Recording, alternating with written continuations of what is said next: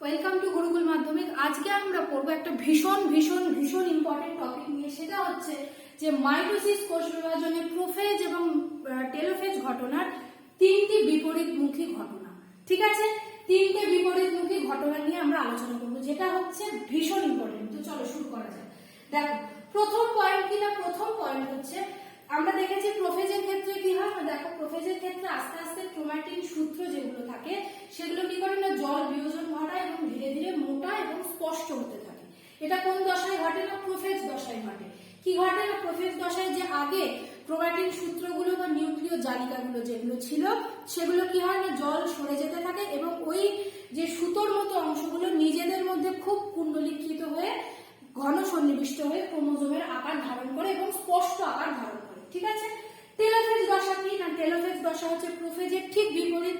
অর্থাৎ এখানে যখন জল চলে গিয়েছিল এবং ক্রোমোজোম গুলো মোটা হয়েছিল, তাহলে এখানে কি হবে না, নিউক্লিয়াস পুনরায় আবার জলের আবির্ভাব ঘটবে, জলের শোষণ ঘটবে এবং তার সাথে সাথে কি হবে না, অপত্য নিউক্লিয়াস দুটি স্ফীত হয়ে পূর্ণাঙ্গ রূপ ধারণ করবে। দেখো, অপত্য নিউক্লিয়াস দুটি কেন না, তার কারণ হচ্ছে টেলোফেজ দশায় যখন আমরা দেখি দুটো অপত্য কোষ কিন্তু প্রায় তৈরি হয়ে যায়, তো তাই জন্য দুটো কোষ স্ফীত হয়ে পূর্ণাঙ্গ রূপ ধারণ করে। এর পয়েন্টটা কি ছিল না, জলের বিয়োজন ও শোষণ এবং ক্রোমোজোমের অবস্থাটা কেমন থাকে।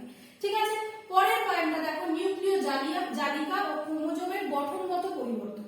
নিউক্লিয় জালিকা ও ক্রোমোজোমের কি পরিবর্তন হয়। দেখো, প্রোফেজ দশায় কি হয় না, নিউক্লিয় জালিকা যেগুলো থাকে, যেটা বললাম ক্রোমাটিন জালিকা বা নিউক্লিয় জালিকা যেগুলো সুতোর মতো অংশ থাকে, সেগুলো কাছাকাছি সরে আসে এবং ঘনীভূত হয়, অর্থাৎ মোটা হতে থাকে এবং কি হয় না, ক্রোমোজোম সৃষ্টি করে। তো টেলোফেজ দশায় ঠিক প্রোফেজ দশার বিপরীত ঘটনা ঘটে। অর্থাৎ কি হয় না, টেলোফেজ দশায় ক্রোমোজোমের যে প্যাচগুলো সেগুলো খুলে যেতে থাকে এবং সুতোর মতো অংশ তৈরি করতে থাকে এবং নিউক্লিয় জালিকা বা ক্রোমাটিন জালিকা তৈরি হয়। লাস্ট পয়েন্ট কি না, নিউক্লিয় পর্দা ও নিউক্লিয় লাসের কি অবস্থা। নিউক্লিয় পর্দা এবং নিউক্লিয় লাস হচ্ছে নিউক্লিয়াসের মেন দুটো পোর্শন।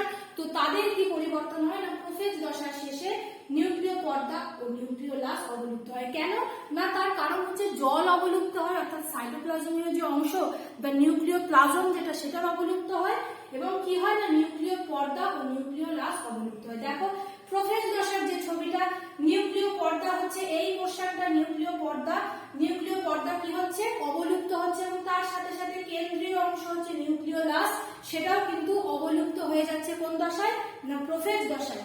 টেলোফেজ দশায় ঠিক তার বিপরীত হয়। অর্থাৎ কি হয় না, নিউক্লিয় পর্দা ও নিউক্লিয় লাসের পুনরাবির্ভাব ঘটে। কেন, তার কারণ হচ্ছে কি না, জল আসে যেহেতু জলের শোষণ ঘটে এবং কি হয় না, নিউক্লিয় লাস ও নিউক্লিয় পর্দার পুনরাবির্ভাব ঘটে। দেখো, তোমরা ছবিতে দেখতে পাচ্ছ, নিউক্লিয় পর্দা হচ্ছে এটা এবং নিউক্লিয় লাস হচ্ছে এই কেন্দ্রীয় অংশ এবং তার সাথে কি হচ্ছে, দুটো অপত্য ক্রোমোজোম তৈরি হচ্ছে।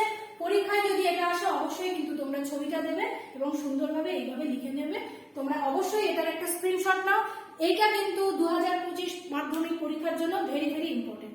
তো তোমরা স্ক্রিনশট নিয়ে নাও। দেখা হচ্ছে পরের ক্লাসে।